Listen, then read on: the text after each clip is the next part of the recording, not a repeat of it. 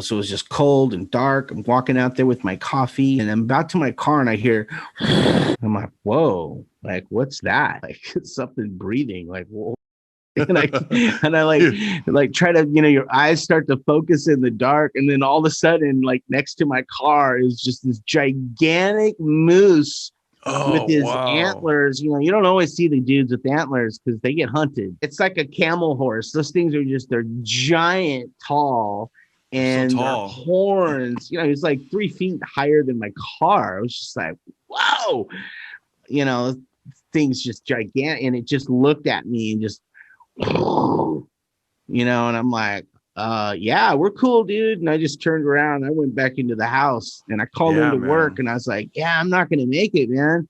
And they're like, what? I'm like, yeah, there's a big moose here. And they just started laughing. They're all, hey, California, it's afraid of a moose. Pocket Party.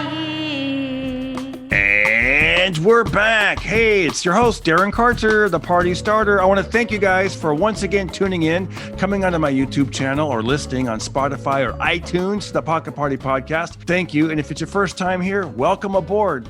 One of my favorite guests, here he is, the one and only Mr. Craig Coleman. Nice. Yes, that feels good, dude. That feels good, right? I'm learning to say, I just saw this tutorial saying, recommending not to say, hey, everybody, or hey, you're supposed to make it more specific, like, hello, that's listener, good. Viewer. Oh, I like Great to see you back. I know you're back. And Welcome to Tricks of the Trade. Exactly. I know. Well, I'm glad to be here, Darren. I also read that book, and it always said, you are happy to be there. Exactly. You have to say happy to be here. Glad to be here. Happy to be here. My God, we got what a time we're gonna have. That's right, folks. We are up. We're energetic. We are happy. That's right. That's right. Life got you down. Not this guy. That's right. We're recording. Well, you said we're recording again. Show's on. Happy face. Happy face. That's right. Yeah. That's right. It's funny when I would have to do morning radio to promote the comedy shows, and then they're a nightmare because you've been flying all night and doing a show, and then you get like 3 hours of sleep. They're like, okay, I'll meet you in the lobby at 5:30 in the morning. And the worst, Craig, is you're so tired, you're groggy, but you gotta you want to make a good appearance, so you're like, you pump yourself up, you take a shower, you're like, okay, bring my A game, whatever they ask me, Yeah, those guys are like on cocaine energy, like 5-6 o'clock in the morning. They're yeah, exactly. That's their job. I mean, they've been, they're used to. That's their lifestyle. They're like up at 4 a.m. and they're exactly. They're like starting the day. Exactly. So they're in like bed by I have blackout curtains. I go to sleep at 5 p.m. I am ready for this. You do not look like you are. Exactly. And so I learned, you do learn from your mistakes and your failures. I know a lot of motivational speakers, they may talk about that, but you really do learn from your failures. And I remember one time I struggled on LA radio. It was Power 106, like 25 years ago or whatever it was. Sure. And afterwards, the producer was great, man. He pulled me aside because I did good. I did okay. Isn't Power 106? That's like a big one, right? Yeah, it was a huge one. It was a hip hop station. I actually went back. That's like one of the number 2 or number 1 in the country. To be honest, I've heard him talk about it. It's the make or break. That's right. And I went back and did really well on there, and I did Big Boy Show and all this stuff. But Big Boy. Yeah. You know what? I actually did it with the Baker Boys. Did you know that? Are they from Bakersfield? The Baker Boys. Yeah, they are from Bakersfield. They want to say they DJ'd at this place called Vidal's. Vidal's. Yeah, that sounds like a hair salon. Vidal's. Yeah, but not just a cheesy club in Bakersfield. There's like 2. There's the punk rock club or whatever, and then that. I remember. So what happened was I went in there and I was actually answering all the questions. Like the morning DJ would be like, so Darren, what's it, he would just ask me questions like, what's it feel like to bomb? What's it feel, just, yeah, you know what I mean? More negative, like type of questions. And I don't remember if it was the Baker Boys. I don't remember who it was, but I just remember the morning radio guy the questions were like hard to answer, a little bit more negative, and as they were talking, there was this beat playing the whole time. So, you know, it was like,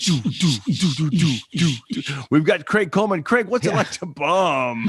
Yeah, horrible. Go home at night and cry in the dark and smoke cigarettes. Well, folks, come see him tonight at the Ice House.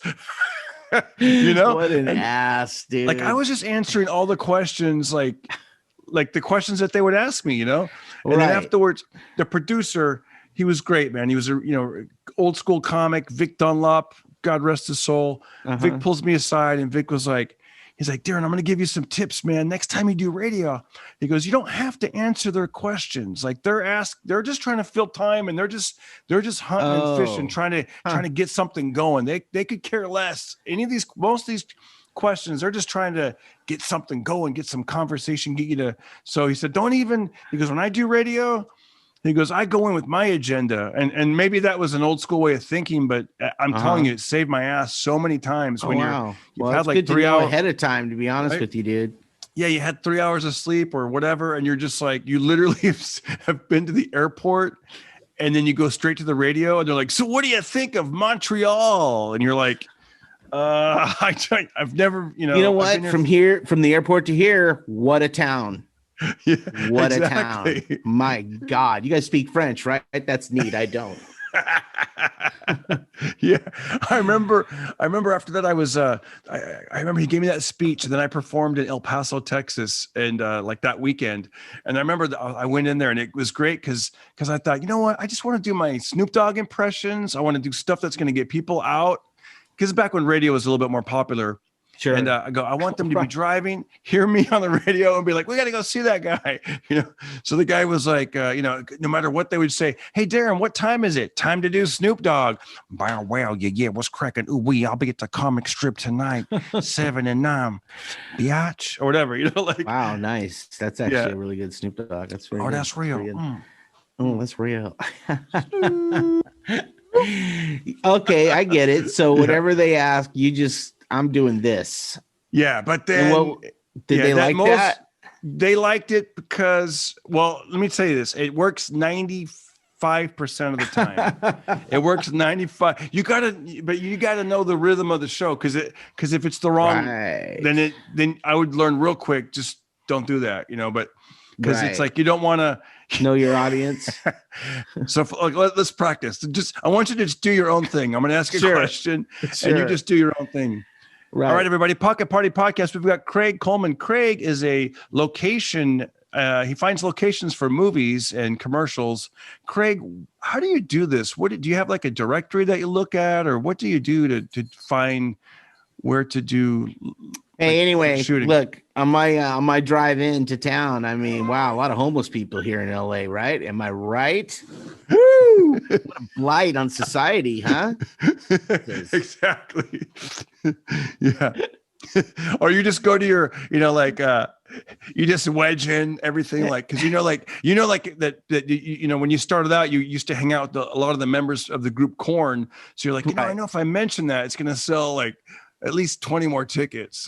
So no matter what they say. So Craig, you're a father. What's it like being a father during the pandemic? You're like, yeah, I don't want those people. I do not want those people in my crowd.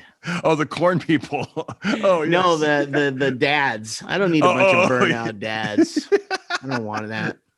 Yeah. I don't need me. I don't need me there. A bunch of me's out in the audience. Yeah. Right. So what? Yeah, you try to force in. I know Korn. I used to know Korn.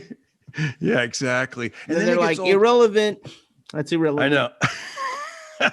And I would get that too. Like they would be like, "Oh, he's open for," or he performed at Snoop Dogg's family reunion. So they'd be like, "Hey, so I hear you do a great Snoop Dogg," and I'm just like, I would do it. I'd almost always do it. But the thing I heard, I tell you, one time I was in Iowa, and this morning, I remember on the way there, the club owner goes, "I got to warn you, this guy is either really cool or a real jerk. I can't tell you how it's going to go." What, and I'm on the radio? He tells me that in the car before we go into the station. So this is it. Look, Depends on how hungover he is. Could go either way. Good luck. So I went in there and I was like, okay, I'm just going to be, I'm going to give them what they want. I'm going to sell some tickets. Let's have fun. And I remember I walked in and one of the questions I hate when they do this. They just go to your Wikipedia and just circle stuff. So he goes, oh, you were in the movie Be Cool with John Travolta. What small part did you have? That's what he said. So what small part do you have? And I go, well, I was in the first 5 minutes of the movie. I'm the rental car guy. And he goes, of course you were. Wow. Where was he? Dude. What city was he in? Des Moines, Iowa. Des Moines, Iowa. Oh, dude. That's where I hit him with. Well, it was, you know what? The part was almost as small as your career. Almost. But you know what? You probably bought a house here in Des Moines. They're going to fire you in another 5 years. Am I right, people? Am I right? Who wants this Captain Moody Pants? Bring your own little sound effects. I know, dude. It was like, oh my gosh. It was, I got through it and it was just, it was, it's hard to. That guy sounds terrible. The assistant producer guy was really nice. Like his sidekick, like if he was Batman, the Robin, the guy that would be the Robin, he was really nice. He's like, on my way out the door, he goes, you didn't even do your Snoop Dogg impression. And the guy was like, he does impressions. And then by that time the door was slammed and we were gone. Well, anyway. Yeah. And you know what's funny? That was probably right at the end of when radio appearances. I mean, there's still some radio appearances that will help you, but I don't know, man. Like, I don't know. Right. Yeah. Not like, I mean, this is different, Yeah. Yeah. We listen to the radio sometimes if I don't feel like plugging in my phone. Yeah. Yeah. I listen to satellite radio. I do listen to some local radio when I'm going in a parking garage, or there's, you can't get the signal. So then I'll turn on like FM. I don't do satellite. That's for sure. You don't, yeah. And let me ask you a question. I'm like, that's how much? Like, no, that ain't happening. This is an ADD question only because I see Rebel Films on the hat. Yes. I got to ask you, what is Rebel Films? Oh, it's just one of the companies I worked with once. I was like site repping for. They were filming, I don't know, that was like an info commercial, but they had these tight hats. And I was like, it's pretty great hats. Pretty great hats. If you want to park the truck up on the bricks. Yeah. No, at the end of the day, they were just like, hey, you want a hat? And I was just like, yes. That's cool. I thought maybe it was like your company or something. I'm like, oh, that's cool. No, that'd be nice one day, but it wouldn't be that name. I already know the name. Oh, do you want to reveal it or not yet? Let's wait a little bit. We'll wait. We'll make people. Now, because somebody that has more money and they're actually on their game. Yeah, they'd be able to go. That's a sweet name. I'm taking that tomorrow. People do that. Somebody. I guess I don't know if it's called squatting or whatever, but like somebody took my they took my name once, like back in the 90s. This guy, Darren Carter or the Rooster? DarrenCarter.com. He goes, I used to play screwballs and I keep tabs on all the younger comics who look like they're going to go some places. So I registered your domain name and I'd like to, and luckily the guy was cool about it and didn't try to charge me a crazy amount of money, but he was just like, there was that moment of like, what? So how much did you have to buy it from him for? I think he somehow wanted to be $100. Yeah. So I don't remember, but I remember it was enough to where it was, I'd be like, let's do that. Let's meet up and I'll give you cash. Yeah. Where do you want to meet, dude? How about a parking lot somewhere? Around 11 o'clock at night. Yeah. I think, isn't that why? Give back my website name. No. Yeah. Didn't I think Joe Rogan for a while wasn't JoeRogan.com, wasn't it like JoeRogan.net? Probably something because he didn't get the .com. It was like another person had the dot, so he had to go. Yeah, people do that. I mean, there's Coleman.com has been taken a long time ago by like some math nerd who puts up like math equations. I was like, really, dude? And we're talking about the invention of the internet, like right away. That guy already knew about it and he had a .com way before. I was like, hey, look at what this does. My God. Let me ask you a question about computers. When did you get a computer inside of your home? Do you remember what year? Yeah, it was probably, I actually had one at like 94, 95, whenever Windows first came out, because for some reason my dad, who's always lived in Alaska, but not I grew up with my stepdad, but my real dad on my birthday would always send me like the latest, greatest, like whatever it was, most of the times it was me like, oh, me no understand, just taking this, thing out of a box. Like he sent me the first like, is it whatever the iPhone before the iPhone though? iPod. Yeah, he sent me an iPod, and it was just like the big thick one with the wheel on it. Yeah, and I was like, "What's this?" And he's just like, "Oh, read the thing. You plug it in and put all your music on it." Yeah, and I was just like, "Wow." But he just bought a computer, had it sent to my house, and I came in. And I opened it and I set it up and I'm just like staring at it like I didn't know, kind of like the monkeys looking at the monolith in 2001: A Space Odyssey, just like what is this thing? And then my roommate, who's a real smart dude, he comes running by and he goes, "Oh my God, you have a fucking home computer?" I'm all, yeah, what? And we went online and we're just like, what do we search for? Like we were like, I don't know, like we had nothing crossed my mind to search for, to be honest with you. Yeah, I heard a garbage truck backing up. It's the microwave. Oh. Yeah, I'm actually outside. It's a fake bookshelf. You're like, here's a location. Speaking of locations, no. No, it's just some guy picking up the trash. I'm outside in the alley. This is my podcast studio, buddy. You mind? Yeah. You like lift up the top of the dumpster. Hello, I can rent the space. Exactly. No. Like Oscar the Grouch. Yeah, I live in here. Hello. This is where we do podcasts. Everybody knows how failing my life is. I'm going to be in the studio behind Vaughn's. I remember I wanted the computer back in the 90s, like when they had like those, remember the iMacs that were like green and pink and blue or whatever. And I think the Beatles songs were, and I remember my wife was like, I don't know, they take up a lot of room. Like, cause I think back then you had to have like the tower and all, the big monitor. For sure. And it was like, I mean, I could see what she meant, but it's funny you say that, and then like no time. I mean, computers are just like on your phone, which is even smaller than this. And it's insane, dude. It's insane, right? Like I took computer. Insane. I remember in 1984 when I was in high school, I took computers, and it was hard back then because you had to do, I think it was called COBOL, COBA, something like that. I wasn't good at it, but like you had to do like actually typing in code and sure, to be able to even use them. Yeah, semicolon. It wasn't fun. And then now. Even my first computer was a Dell, and that was a little bit hard because a lot of windows and pop-ups and things would crash. And then once I got a Mac, I'm like, oh, this is super simple. You just open it up and go. I mean, Mac was definitely very user-friendly. And you're right about the what websites to go to, because I remember like, 20 years ago, I'd be like, there just wasn't. Yeah, there wasn't. You know where to go. I'd be like, I'd go to other comedians' websites. Like, oh, that's a good website. Like other comedians, because some of them would blog or they would talk about. Yeah, and it was. I'd go to I remember going to Brody Stevens' website a lot. Like he had bookmarked different comedians, so it was almost like a portal. Like I'd go to his website, and then it would be offshoots. Would be like Matt Fulcheron, Craig Coleman, Darren Carter. Right. Oh, that's cool. Different comedy clubs, and then in. I remember when MySpace became popular. Like when was that? 2004, maybe MySpace.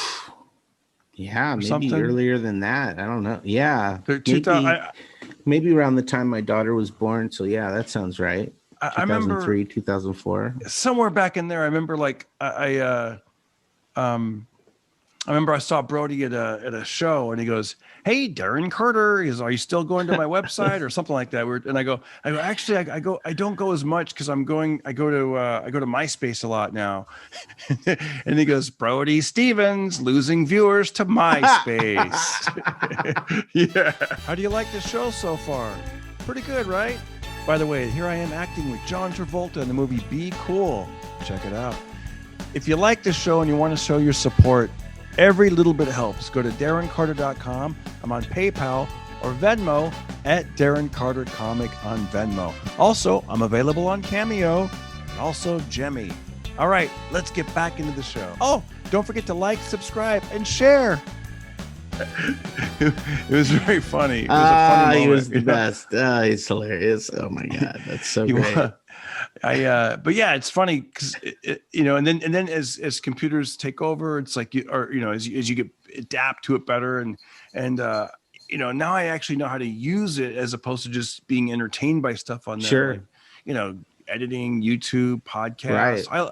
I actually feel it's very empowering when you can do that, because you're not just like twiddling your thumbs waiting for a comedy show to start. Oh, I guess I'll get booked. Now it's like you can do stuff. Yourself, right? Yourself. Isn't it great? Like even just voice texting or just looking stuff up. Like if I hear something, I'm just curious, I'll just Google like real quick, like blah, blah, blah. Or what year did that come out? Yeah, it's amazing. Are you kidding me? The entire world and almost all the knowledge of man is on there. It's insane.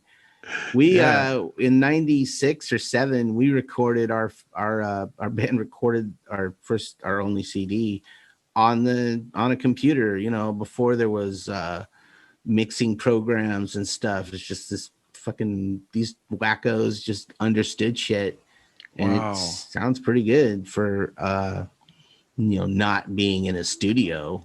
When you recorded your album back then, first of all, is the album still available? Is it still out there? Can people get it? Yeah, you can go listen to it for free. It's at liquidbandaid.com. And aid is spelled ADE, all one word. And it's an old website, because people have said I never had to blow the dust off of a website before. I was like, oh, that's a good one. That's a good one. So again, that's like, if you want to go back in time as far as websites go, nobody maintains it. I mean, we stopped being a band in like 1997. So the only people that even go to it are people that lived in Alaska, the 40 people that listen to our band. Okay, let's talk about that. Let's talk about how you I grew up in Fresno, California, and I know you spent a part of your youth growing up in Bakersfield, California. So I always have that bond with you, because when you're mentioning things, I picture it right away. I know exactly the temperature. I could picture the weather, the streets, I drove through Bakersfield today. I left Fresno and came down to LA. And every time I drive through Bakersfield, there's always something. I'm like, I got to tell Craig about this. That's great. I don't know if it's a person balancing on the center divider, walking between the north and southbound lanes on the 99, or I don't know if it's, today it was, those temporary signs that the police pull up. It's like they plug it in with the generator, and it flashes your speed. Like if you're supposed to go 55, it'll be like 63 or whatever. And there's a bunch of orange. Yeah. Well, one was completely demolished and bent over. Someone was just like, and it was tipped over on its side, and the cones were all smashed. And then they had another identical one that was actually working about 100 feet away. But I thought, let's get another one out there, Mikey. Looks like this one's shit the bed. Let's see if I can break my record. And they went right towards it, So seriously, not surprised. So when you left Bakersfield and you moved up to Alaska, was it a major city? Was it Anchorage or Fairbanks? No. No. When I first went there, I mean, my dad's always lived there, so I would go visit him in the summertime. And he always lived in Fairbanks. And so, but this time now I'm 18, 19. And I was just like, I wanted to connect with him a little bit, hang out up in Alaska. Why not? Just did LA for a while. And then I came back to Bakersfield, and Bakersfield sucks. And I was spun out on meth, to be honest. And so my rehab was just get the fuck away from everybody I know. So I went up there, and it's called Soldotna, Alaska, and it is in the middle of nowhere. It's like, I mean, a lot of tourists go there because if you're going to go fishing in Alaska, salmon fishing, that you're going there.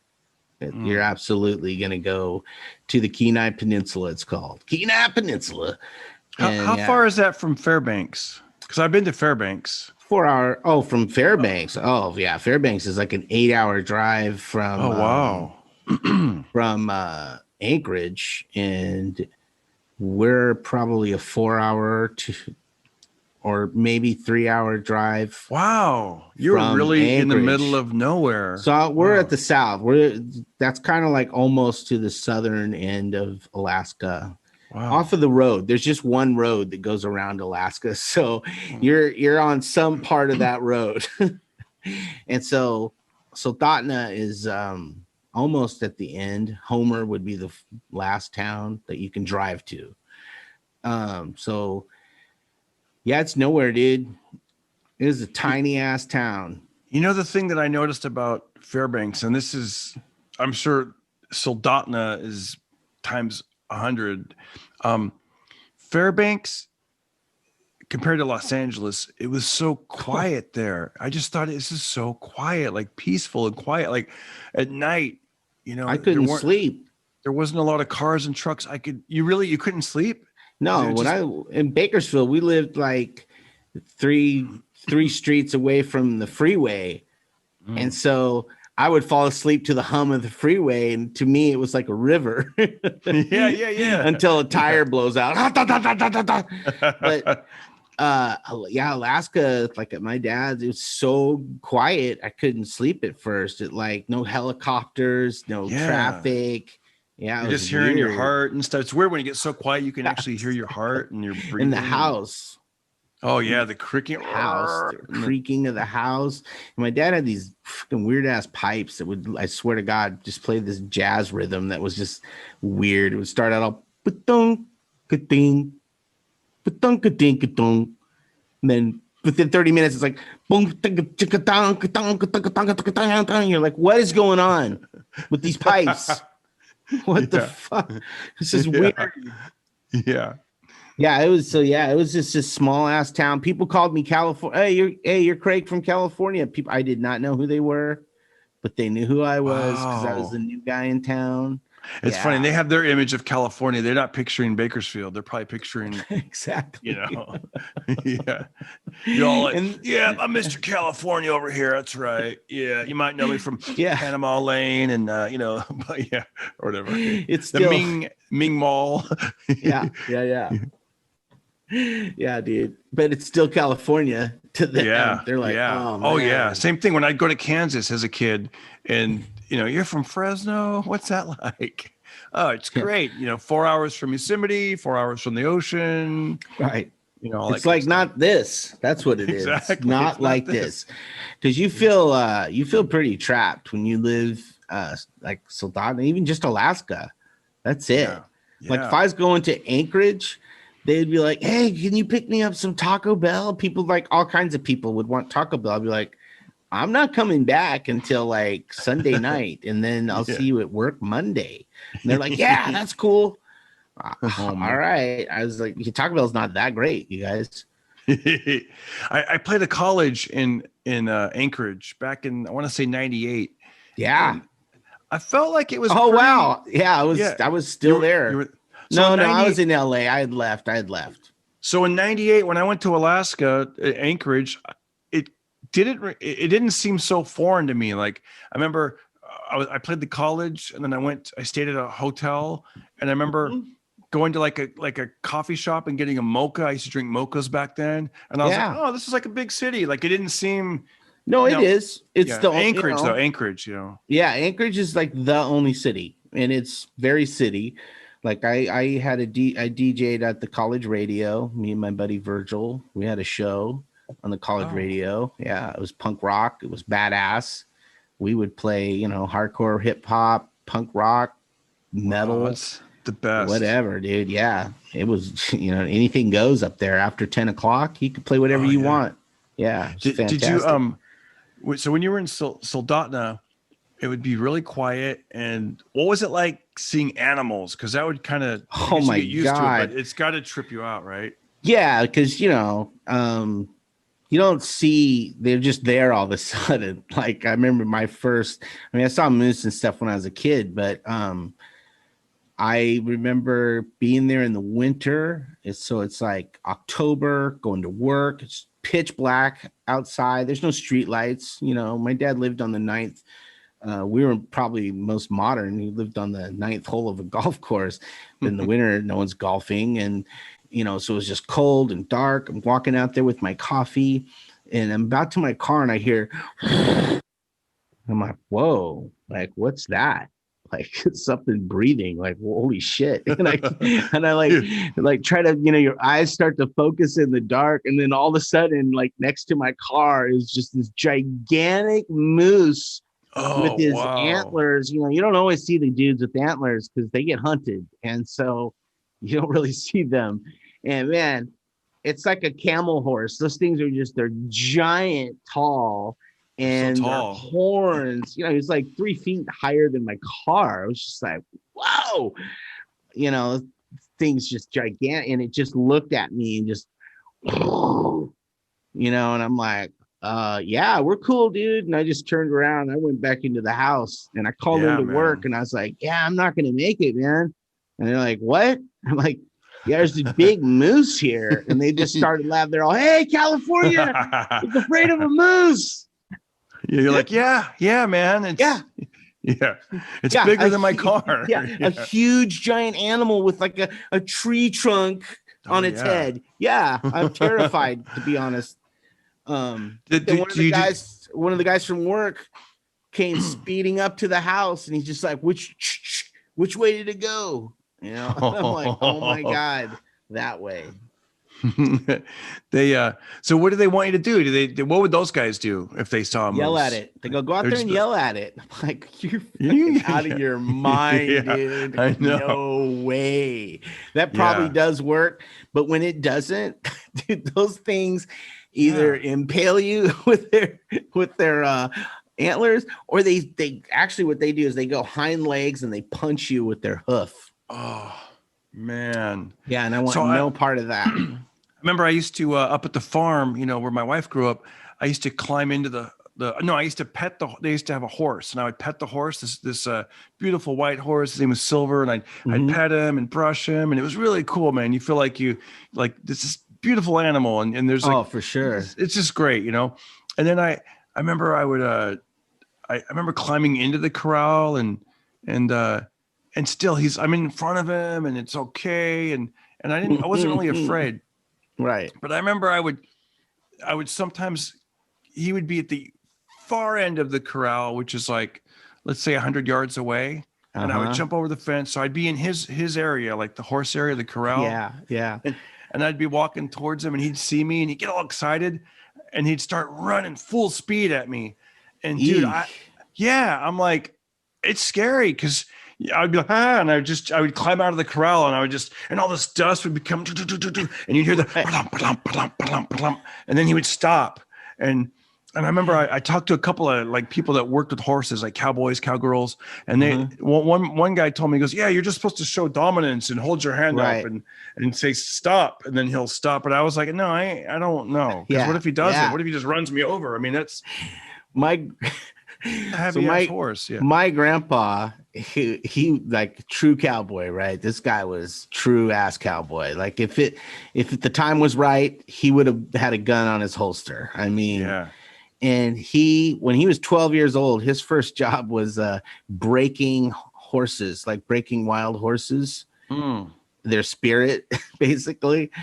And like there's a story that my dad used to tell about him. Apparently you punch ponies. That's how or horses or jackasses and ponies. You punch them, and that's how you get their respect, which I know sounds weird. Yeah. And because he got my dad a pony and was like, get on it. And it bit my dad, and he's like, he was afraid of it. And my grandpa, my grandpa was just like, fucking men are men. And he just walked up and he punched that thing. Because apparently that is what you're supposed to, that's how you tame them, I guess. Mm-hmm. And my dad just hated horses and ponies like ever since. He's like, the whole experience is just like they bite you, then you got to punch them and teach them a lesson. And yeah. But I've seen my grandpa. He had these two donkeys that were wild or not. They had never been harnessed, and he was going to take them through a parade with us kids in the back on a stagecoach he built. Wow, cool. So he hooked these things up to try them out for the first time to see how they do harness to this thing. And he got about 5 feet and they took off and they bolted into the farmer's like cornfield. Oh no. And you just heard my grandpa like, whoa, you son of a bitch. Whoa, God damn it. And then he's just gone. And my grandma's like, let's go inside. He'll be back. And sure enough, an hour later, he comes walking back. And they're just as calm as could be and ready to take him wherever he wanted from that day on. Like they absolutely minded him. And it's just like, wow. Did you ever find out how he controlled them or trained them? Yeah, he just yelled at him quite a bit and yanked on those to get him to stop. Yeah. And then he probably whooped him. He probably got out. Yeah. He probably punched him, and then they listened to him from then on. They're like, okay. Yeah, he was kind of crazy. But yeah, he was the best. When you'd see those I've heard stories of grandparents, age people, growing up, guys who grew up in the 30s and 40s. They would do all kinds of stuff like it's craziness, castration and stuff with the farm animals and all this stuff that you're like, it's so weird because I remember, I haven't really done that kind of stuff. Like with, I mean, you know what I mean? I remember I'd go fishing and I'd be like, even just sticking a hook in a worm. I mean, the whole thing is like, especially, if you're not used to it, it's just a weird, just weird. It's like, no, growing up on a farm, I saw a lot. Then we moved to Bakersfield. Yeah. See, that's gotta, did you, do you think you would, let me ask you this. Could you survive on your own, like 3 days or 3 to 7 days out in the wilderness? Like, I don't know all the tricks. Do you know what tricks do you know? I could build a lean-to, right? Describe what a lean-to is. Well, I could build like shelter. I could get shelter going. If there's trees around and any kind of palm fronds or whatever. Yeah. Lean-to means it's kind of like this. Something's like this, and then you just sort of lean it up, like a tree, a couple trees, and then put some sticks together, put other sticks that way, and you throw some stuff on top of that. Yeah, I could do something like that. As far as like hunting things down, I know. And then because now we're involving cutting things, killing things, cooking things. It's like it would absolutely be up to what I had on me. Yeah. Like, I don't know how to start a fire with nothing. I know, right? Everything would be sushi style, guys. Sushi. We're just going to have raw. Yeah, I know. It's like, even the water would be weird, right? Like drinking water from a runoff from rain. I mean, that'd be kind of, but if you got to do it, you got to do it. If you can catch it. Yeah. And if you drink water from the creek, you're dead.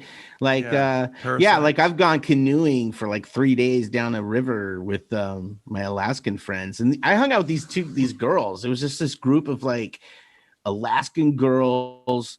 They were badass. They were gorgeous, but like one of them, her and her husband, every year they go fucking deer hunting and she'll sit up in the thing. And again, just beautiful. Blue eyes, gorgeous, but they were like way tougher than my ass, and they could do camping shit. And they were like rugged.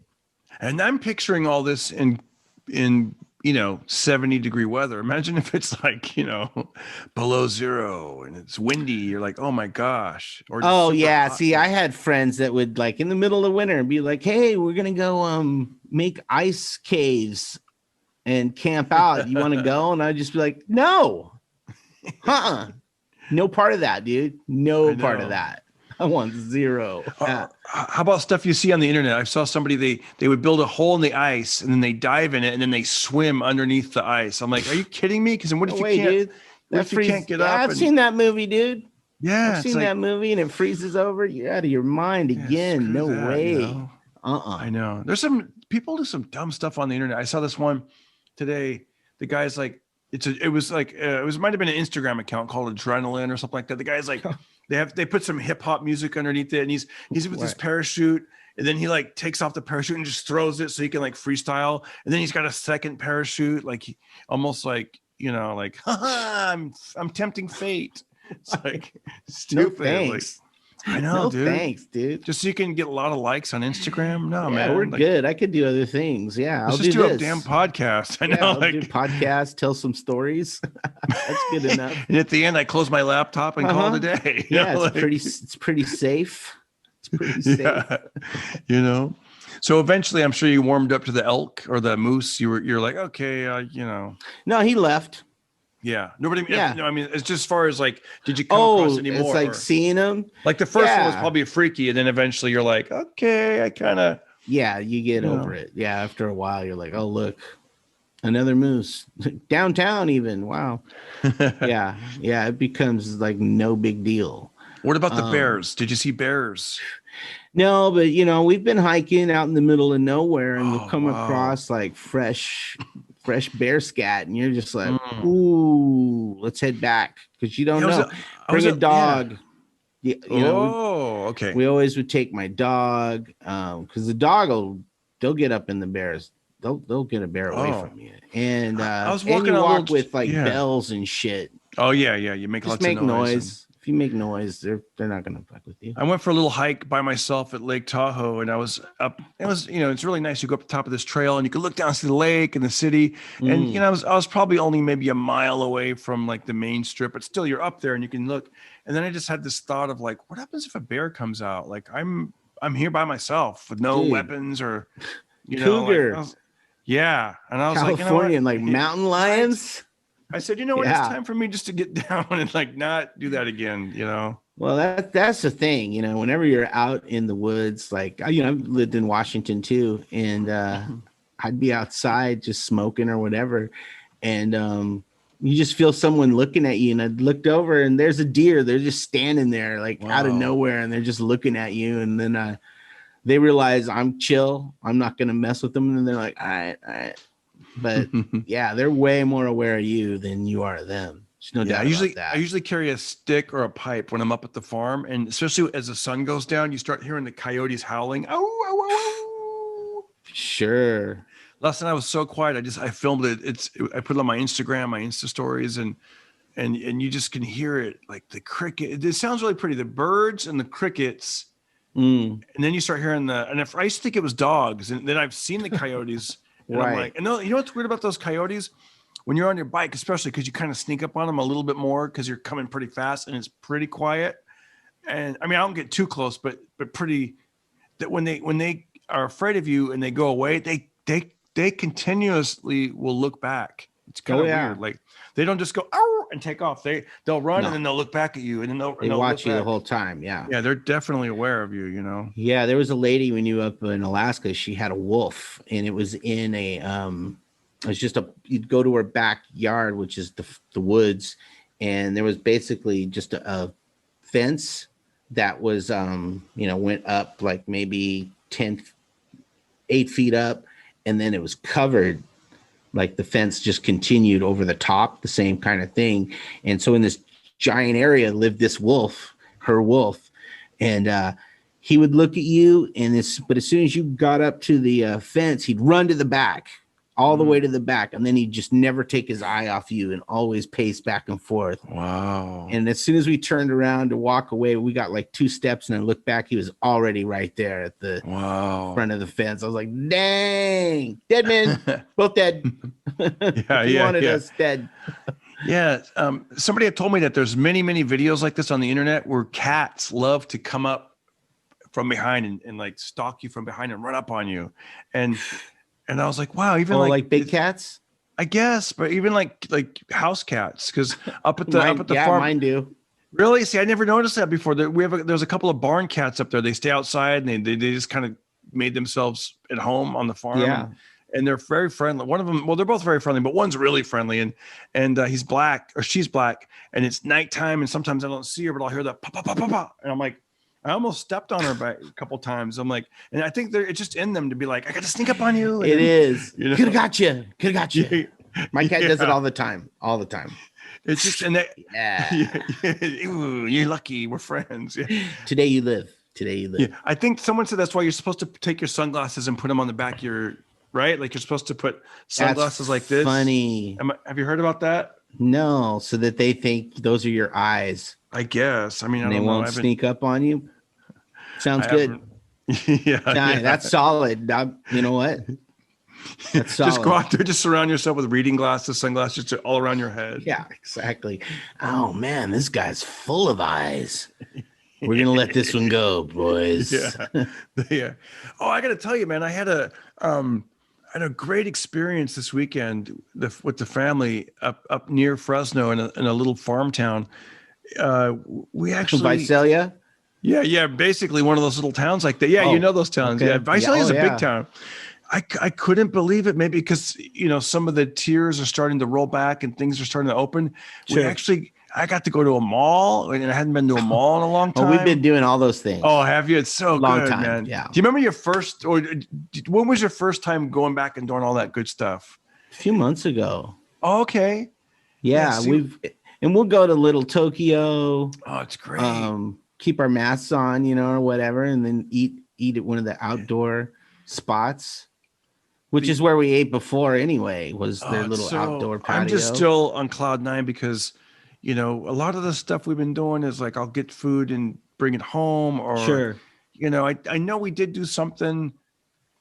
We've gone shopping and a little bit here and there, like, hey, let's go to Target, or, like, let's go to, but this is like a real, like, wow. Like, my wife, she went and did a bunch of errands. My son and I, he and I, male bonding, going to like the sporting goods store and walk around the mall a little bit. And then we met up with my wife, excuse me. And because the inn, you can dine inside now. Sure. I don't know if I don't even think it's as open there as it is in LA. What's the capacity in LA now? Do you know? See, Orange County, where we live, is always opening faster than like LA. And this is not even LA. This is even, so I think up there it's like 25%. So I was like, well, let me see if because we were by the mall, so we're like, oh, there's Applebee's, and it was like, there's going to be a 30-minute wait. Can I get your phone number and we'll text you? Sure. And I was like, I didn't really want that bad. Yeah. I want to say we did that early on, one of those when they first opened up restaurants and stuff. They shut everything down again, but right away we went, sat inside, and we were like, yeah. See, we did that. Great. I think we went to like another chain type restaurant, like TGI Fridays or Chili's or something, and it was like we didn't go because it was like another thing. It's gonna be at 35 minutes, and I was like, is it worth it? Not really. So then I called. There's a 50s diner, and it's bigger, and they were like, there's no wait, come on over. We're like, yes. And because it's bigger, there's way more room for people. Sure. And it was great, Craig, just to sit down at a booth. It is. Like a real booth. I know. Isn't it the best? You're like, it is. It is. Like, well, yeah. When they recently reopened, you could go inside. That made all the difference. It's so small, but it was great. It's I know. Yeah. People watching us in Texas or Florida are like, are you kidding me? But seriously, you pussies. Yeah, it was awesome. Yeah, no, it was cool. The theaters are open too. We're gonna go see a movie soon. We went to a theater though during the height of the pandemic, but the theaters were open to just 25% or something. It was great, dude. Nobody could sit next to you because it's assigned seats. It's like you almost had the whole row, and then the row VIP. In front of you, there's nobody in it. We went and saw that movie 10. Is that I think I heard a meow. Was that your kitty cat? Yes. Oh, can we see what she looks like or he looks like? She's annoying. Yeah, if she comes back over here, I'm sure she will. Did you give her a cool name? Oh, that's Stella. The other one's Lola. Lola and Stella and Lola. It's like they're like two old ladies. Yeah, I know. Two bitchy old ladies. So we're up at the farm with the cats, the outside cats, barn cats or whatever they are. They're not feral. I looked it up. They're not feral. They're more, I think they call them like barn cats or something. But if they come up to you, then yeah. I think they chase mice and whatever the heck they do up there on farms. Do you feed them? Yeah, yes. You do? Yeah. We give them, because there's a dog that was, it's the whole story, but it's awesome, man. These guys are like, we're feeding this guy named Tom, this stray dog over here, and these couple of these cats. Yeah, we give him farm names, like the one cat we call him we call him Kitty Chesney. I don't know if you know what that means. Nice. Like Kitty Chesney. Yeah. The other one we call him Meow Haggard. Cheers to you. Yes. And there's another cat. I love this one. This was called, and this is inspired by Cobra Kai and the Karate Kid. We call this cat Mr. Miyagi. Nice. Also known as Cat Marita. Cat Marita. Cat Marita. That's great. And then there's more that are. If any more cats come by, we've already got the names ready to go. We're gonna call one Freddie Meowkery. We're gonna call one. I don't remember the rest, but I remember Freddie Meowkery's in there. I like it. I like where you're going with all of that. Like it. That's great. Cat puns, stuff. Man. We like giving pets just regular people names because it's ridiculous. Yeah. So it's cool, man. They okay, so we go to the diner. It was great. They had jukebox music, and my son was all excited. He put the $1 in. He got to choose some songs, and it was just great, especially when you first go, because you're like living my life again. Yes, because then you're like, damn, do I want to get? Because you don't want to order stuff that you have at home, so you're like, am I going to go with waffles? Am I going with cheeseburger? Or am I going to, my son got chicken something strips. You can't make. Yeah, I asked my son, I go, what do the chicken strips taste like? Like, what do they? He goes, it was like nostalgia, Dad. I hadn't had chicken strips since 2019. Like maybe it tastes maybe like a little bit. Yeah, it tastes like freedom. Yeah. I know. My wife was like, I'm getting a chicken fried steak and mashed potatoes, and it was so like I know it's silly, but it just no, I great. know. Yeah. And I got coffee, and they gave me it was just the whole thing was like, this is amazing. No. After a while you get jaded, but not now. Now I'm like, this is great. Choosing the music. It is. You forget that it's like it was a year. Like that was just the weirdest thing ever. And then get this. Then we go to how they have those pop-up carnivals, which in a million years we never used to go to those things. We would just go to like Disneyland or Universal Studios or Orange County Fair, LA County Fair, some of the big. I love going to the fairs, by the way. And do you like fairs? Oh yeah, dude. I mean, I like small town fairs, like the LA. I've never been to the LA County Fair. I never will go to the LA County Fair. It just sounds like someone's going to get murdered as far as I'm concerned. We'll go to the OC one out here. The Bakersfield Fair is pretty good. It's pretty good. Oh, really? I grew up at fair. I mean, Moses Lake, Washington, where I'm from, like the fair. Are you kidding me? That's like it. That was it. The race cars, the crash up derby, and the fair. And that's it. Oh yeah, that's funny because I remember a lot of times I would play some of those mid-level and smaller town markets, and the club owner would be like, "Sorry, man." He'd be looking. They're all at the fair. Yeah, he's like, "Fair's in town, man." Yeah, sorry, I'm just. I get it. Let me ask you a question. What's better? What do you like better, the Bakersfield Fair or the Orange County Fair? Ooh, good call. And is there a difference? Oh, yeah, there's a big difference. I'm going to say the Orange County Fair is classier, but the Bakersfield Fair is more of a treat. It's more out of a movie with characters that are like, holy shit, I can't believe you're real. It's just the people show is better. And also the farm stuff is great in Bakersfield. Oh, yeah. It's way, way more farmy, so. Have you been to the Ventura County Fair? No, I'm sure that's probably cool because it's down by the beach and farmy too. Yeah. So I've been to here's the fairs here's my take on it. Ventura County Fair, it's a little smaller. It's a smaller fair, but it's still big, and and you're right. It's you got that ocean breeze, so it's cool to get the breeze. It might get hot for maybe a couple hours, but other than that, I mean, you got that 5 o'clock on, like that ocean breeze. I do notice like the Ferris wheels, like they kind of move a little bit because of the wind, the ocean breeze. Yeah, we're good. No need to go on that. I've seen some great concerts at these fairs. I've seen some great concerts. I've seen Johnny Cash, dude, when I was a kid. Wow. Yeah, in Moses Lake, the Hee Haw tour came to Moses Lake. That's so cool. Believe it right. Yeah.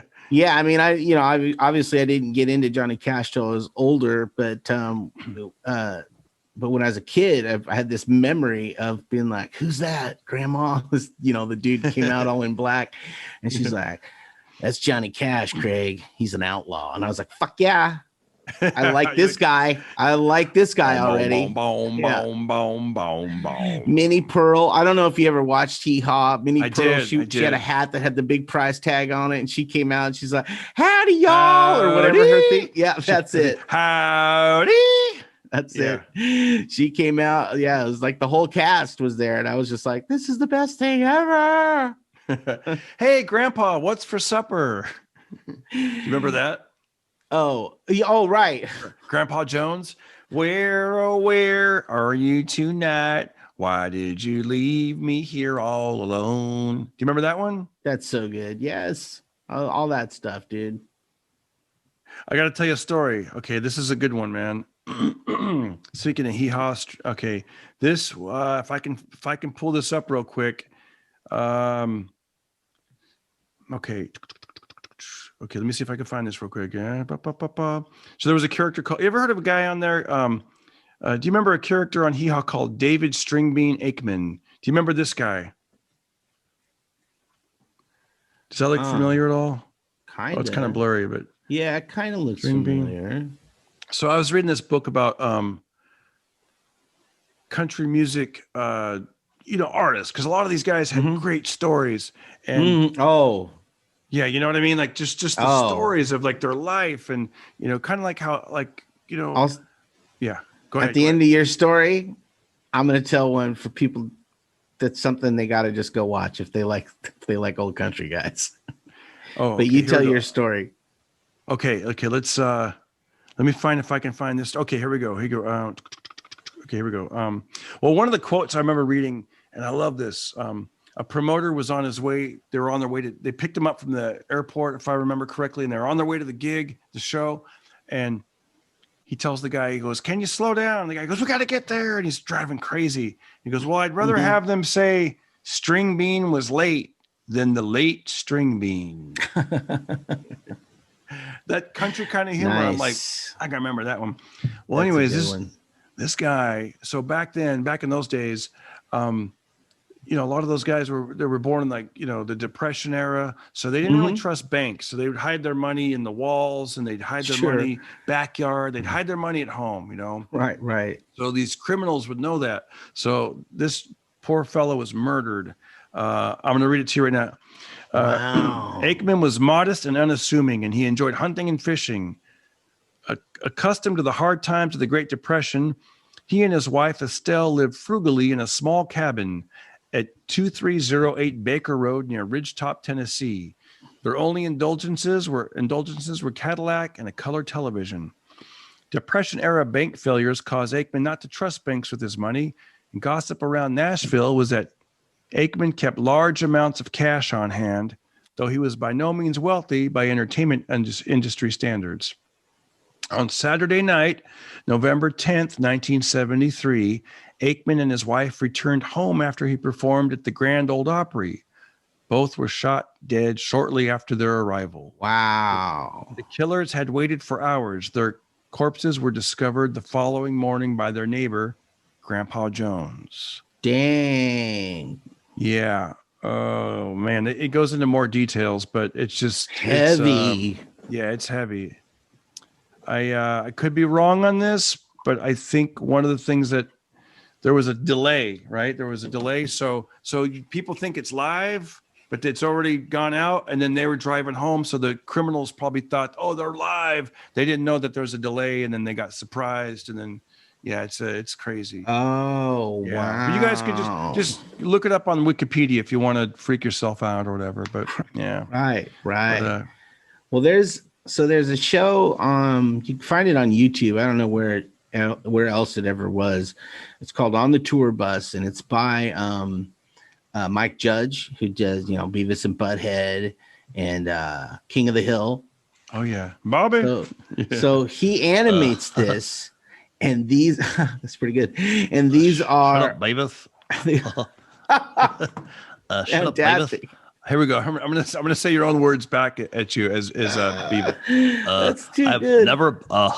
I've never been to the LA Fair, and never will I go. Gang fights. No. Shut up, Beavis. I go to Bakersfield or Orange County. Oh my God, that's good. That's so good. That was one of my biggest closers back in the day. I used to go, can you imagine if Leave It to Beaver? I used to call it Leave It to Beaver and Butthead, and he'd be like, "Gee, Wally, why on account I went to the malt shop? Shut up, Beavis. Your name's Beaver. Beaver or whatever." It was like some dialogue, and that was my big punchline. And yeah, it's on my first album, Shady Side. Nice. Okay, sorry to interrupt. Yeah. Oh no. It's called On the Tour Bus, and so it's animated, and they're just telling stories of these old, there's different genres of music. Like there's a James Brown one, and people that played with James Brown tell these James Brown stories, which those are hilarious. But the best one, this will hook you. It's called Johnny Paycheck. On the Tour Bus. Oh. Johnny Paycheck. He did the song "Take This Job and Shove It." Shove it. I ain't working here no more. more. Love that Johnny P. Yeah. Dude, the wackiest stories. Like that guy is insane. Like just wacko nutballs. And just worth every ounce of time you're gonna spend watching this story. Is so good. He had a song. Do you remember that one song? He had a song. It was about a jukebox. It was called A11. A11. I mean, here it is right here. I can't play it because we'll get a copyright thing. Johnny. Oh, A11. Johnny Paycheck singing A11, and it's about. Right. That's the song. That's like selection. You have to press the A, and then you press the 11, and that song will come on. And it's about a woman, more than likely. Yeah. When my son first heard his name, he thought he was. He's like, he stole that. He's trying to be like Johnny, because it's like Johnny Cash, Johnny Paycheck. Right. We're like, I don't think so. We're like, what's next? Yeah. Johnny Venmo, Johnny PayPal. Right. Well, they talk about how he got the nickname. I forget. How did you get that name? I forget. Yeah. I don't remember. There's so many other wacky stories with that guy with guns and cocaine and just like what. Like the real deal, huh? No manufactured countries. Oh no, dude, he lived his songs absolutely. I love that other song. He has a great song title for the listeners who may not know this and viewers. There's a song. It's called "I'm the Only Hell My Mama Ever Raised." That's awesome. Yeah, I'm the only hell my mama ever raised. So good. Yeah, that's so good. Did you ever see Merle Haggard or Buck Owens when you were in Bakersfield? I saw Buck Owens drive up next to me one day. He in his Cadillac, he had this big ass long white Cadillac with the bull horns on the front, and it gets better than that. So it's white with red seats, and the door handles were 6-gun shooters. Yeah. Wow. Like the kind is it the one that he has would twirl? I've seen I don't know if it's that car, but the one that if you go to Buck Owens Palace, the one that's above the bar, you think that's the same car? I haven't seen that one. If it's a white Cadillac with the bullhorns, with the pearl handles, with the pearl handle guns, if that might be it, dude. I just know I was driving my Chevy Nova, and this thing pulls up, and it's first you see the horns, and then the car just keeps going, and you're like, what? That's still a car. Oh my God, that's the longest car. And then I was just like, that's freaking Buck Owens. Like, no way. Like they said that it was they said that he lost it in a or Elvis Presley and him played poker, and he like lost it in a poker match. Oh, look, here's the inside of the car. If you could see that, that's like the saddle with all the quarters and the bullets and stuff. It's guys, you can go on Google Images and see oh, look at the steering wheel. Look at that. Yeah, that might be the car I saw. I don't know. Classic like car. I said, it just drove past me, and I was just like, "Holy hillbilly, like, that is awesome!" Wow! Oh, look at that! It even says Buck. Yeah, that's got to be it, dude. I can't imagine there's too many. He was on the, he wasn't always in Bakersfield, so yeah. And they did a, the Beatles covered one of his songs. They're gonna put me in the movies. Remember that song? Yeah, the Beatles. I think is that the song that the Beatles covered, and I think that was on the flip side of Yesterday, if I'm not mistaken. Oh, okay. I mean, imagine that. You're getting all that royalty money from that, and forget it. Wow. Yeah, dude. I know. Well, Craig, it's been a real treat, man. I want to have you back on. Far out, anytime, buddy. Thanks for coming on, and thank you for everything. In closing, I always ask our guests if they have any words of wisdom, something they'd like to pass along to our listeners and viewers. Yeah, sure. I thought about it this time.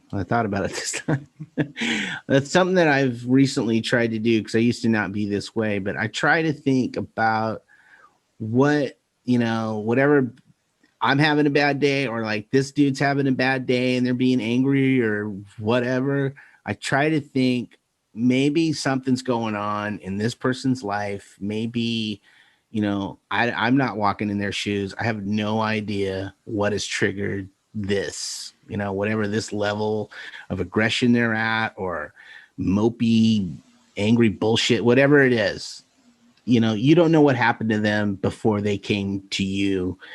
And I try to think about that now. Like, you know what? I don't need to get in this person's place. Why am I going to match their aggression with aggression? It's not going to get anybody anywhere. And I try to think about what's going on in their world. And I try to be cool. That's great advice. Because I used to not be that guy. And that's why I say that. Yeah. I used to not be like, you came at me all, right back at you, dude. And now I'm just like, hey, man, yeah, it's cool, dude. Look, I'm sorry, That's good. Sometimes I just try to de-escalate it. If I could, like you said, I'll do that. And if obviously, like if you're surprised and someone's just a jerk to you, that you don't have any time, you might not, but if I can kind of tell a situation's about to, I sometimes will do that. And I'll also think like to myself, like, that's somebody's son, that person used to be, right. They used to be a little kid and there's someone's son. And I remember doing a show and this guy, he was just kind of annoying. Like he wasn't mean. He just wanted to talk to everybody and be kind of annoying. And I just had this feeling of like, wow, that's somebody's kid, man. Like he grew up and now he's 20 or whatever, 21. Sure. And, this kid, he's just trying to find his way in the world. Which is something that I before I became a father, I would not have even thought that. I would have just been like, that guy's annoying and like walked away. Right. But then you kind of, I don't know, you grow up a little bit and you start looking at the world a little bit different. Yeah. And things about like at work or whatever, I'm like, I used to get, you get mad about stupid things. And then I'm like, it's not coming out of my paycheck. That doesn't hurt me in any goddamn way, dude. Right. And it's my boss isn't going to come pat me on the back if I go out of my way to do whatever to save him $1. He could give a shit. He ain't going to acknowledge it in any goddamn way, dude. You're just a number. You're replaceable. So I'm not going to kill myself for those guys anymore. I used to. And then I'm just like, I'll do my job, bro, but I ain't going to go above and beyond and lose my mind so you can keep getting richer. Well, I'm just not going to fucking waste that energy, dude. I'm just going to do my job and do it right. And that's it. I'm not going to fight with people about it because I don't give a shit. I don't care. Especially your job, because sometimes you have to, you might be in downtown LA and they're shooting a movie or something. And I've heard you say how they'll ask, hey, Craig, can you get these guys to move their homeless tents? And you're like, like, not my job. Yeah. That's not my job, dude. Yeah. No, I'm not. Yeah. Because what if it goes wrong? What if it goes wrong, man? It does go wrong. Yeah. Right. They could have a hatchet. Dude. It can go wrong. Yeah, dude. I've been punched. Yeah, it can go horribly wrong if you step over. So now I just know how to approach certain things, keeping my distance. And if that first attempt fails, I'm out. You treat them like the moose in Alaska. You just like, damn straight. You're wild, bro. You're wild. I don't know. Wild. You could turn on me. Yeah, you keep your distance, man. You're not like. You don't just walk up to him, hey, excuse me. You unzip the tent. You walk in there. Yeah, we can't have this tent here, guy. Since you already sleep on the street outside in downtown LA, I'm pretty sure you're out of fucks. I'm pretty sure. You've already, rock bottom. Here I am. I live in it. And now I got this jackass with the Rebels Films hat on. Tell me I gotta pack up and this healthy fat son of a bitch wants me to move my house. Because we want to make a dumb commercial. Cool. It's about blenders though, so it's important. It's about the Peloton. People need to take care of their abs and fitness. You don't understand that, but it's important for people that have a lot of extra cash and stuff. I know. Craig, you're the best. Have a great night, and thanks, Darren. I'll talk to you soon, and let's do it again next month. Thank you, buddy. Awesome, brother. Absolutely, man. You got it. Thank you. Thanks for having me, dude. We're done with this interview. Everybody listen to Darren Carter. We all know he's the party starter. So if you want to listen to a podcast for free, then listen to The Pocket Party.